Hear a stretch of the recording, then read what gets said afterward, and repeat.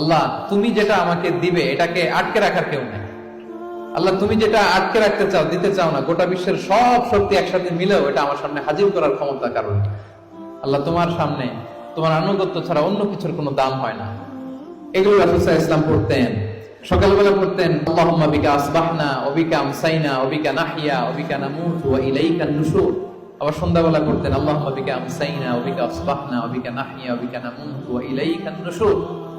এই দোয়াগুলো রাসূল সাল্লাল্লাহু আলাইহি ওয়াসাল্লাম পড়তেন। আল্লাহুম্মা আনতাস সালাম ওয়া মিনকাস সালাম তাবারাকতা ইয়া যাল জালালি ওয়াল ইকরাম। এটা পড়তেন। ফজরের সালাতের পর একটা বিশেষ দোয়া পড়তেন আল্লাহুম্মা ইন্নী আসআলুকা ইলমান নাফিআ ওয়া রিজকান তাইয়্যিবা ওয়া আমালান মুতাকাব্বালা।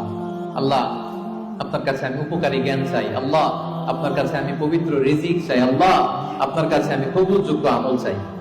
এই দোয়াগুলো রাসূল সাল্লাল্লাহু আলাইহি ওয়াসাল্লাম পড়তেন।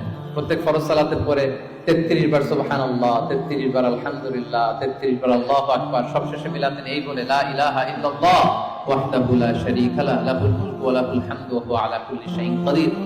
এই দোয়াটা লা ইলাহা ইল্লাল্লাহ ওয়াহদাহু লা শারীকা লাহু, বিষ্ণু বলেন এটা আরাফার দিনের শ্রেষ্ঠ দোয়া। এই দোয়া আমি আমার আগের সব নবীরা পড়েছি।